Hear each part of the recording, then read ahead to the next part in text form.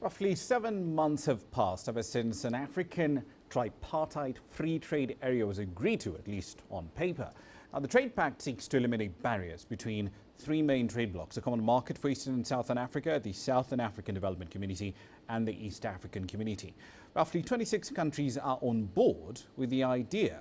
Of course, that will essentially combine the GDP of about $1.2 trillion and roughly 620 million consumers across all of those countries. Girum Challa had a chat with Fatima Haram, the Commissioner for Trade and Industry at the AU, about how this new deal is coming along. A conversation started by focusing on how the idea of a free trade area will actually meet these objectives. I think we went to Johannesburg in 2015. We launched the negotiation of the Continental Free Trade Area. And since that time, of course, today the Department of Trade and Industry does not have the capacity to really help our member state to negotiate. So the first thing that we have done is really to make sure that we put our house in order, which means that really speaking to partner, sensitizing them about the Continental Free Trade Area, coming with really good resource mobilization. Today, as we speak, actually we already publish 15 different positions, very, very technical, high-level position, professional, P5. We publish 15 positions, whether being trade in goods, trade in services, law, and so forth, to come and have really the team in place for the Continental Free Trade Area. So this is actually done.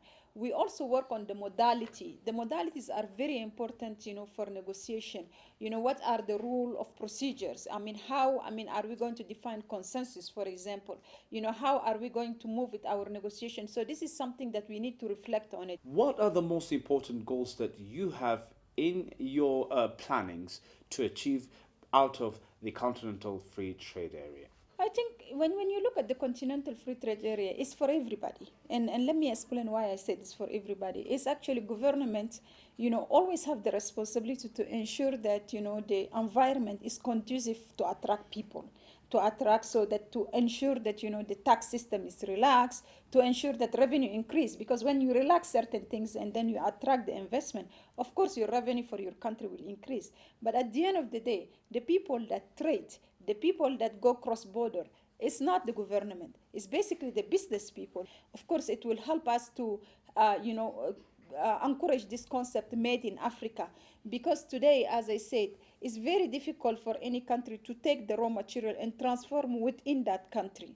So the concept made in Africa will be that country A will transform it to an extent, then to take it to country B and take it to country C. And then hopefully that we can get a certain percentage of transformation with the tracing rule of origin. And even if we export, it's fine. So what are the major challenges that you are seeing in making a Continental Free Trade Area happen in this continent, perhaps including that tight deadline of 2017? It's going to be a very challenging project, but Africa is watching us and we need to make it.